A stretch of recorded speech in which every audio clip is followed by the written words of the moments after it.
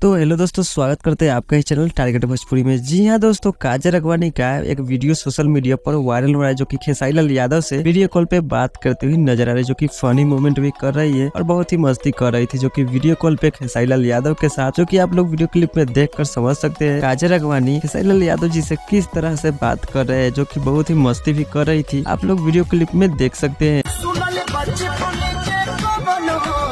आप लोगों ने खेसारी लाल यादव और काजल अगवानी का यह वीडियो कॉल पे बात करने वाला वीडियो आप लोगों को कैसा लगा, प्लीज आप लोग नीचे कमेंट कर दीजिएगा। यह वीडियो भी फेक बताया जा रहा है, कोई एडिट करके डाला गया है। खेसारी लाल यादव जी के और काजल अगवानी का यह बात करने वाला वीडियो जो कि वीडियो कॉल पे, आप लोग प्लीज एक नीचे कमेंट कर दीजिएगा कि आप लोगों को यह वीडियो कैसा लगा और यह वीडियो फेक है या रियल है। प्लीज आप लोग नीचे कमेंट कर दीजिएगा। और आप लोग ऐसे ही भोजपुरी से रिलेटेड खबरें जानना चाहते हैं तो हमारे चैनल टारगेट भोजपुरी को सब्सक्राइब करके बेल आइकन दबा दीजिएगा। तो चलिए मिलते हैं अगले इन्फॉर्मेशन वीडियो के साथ।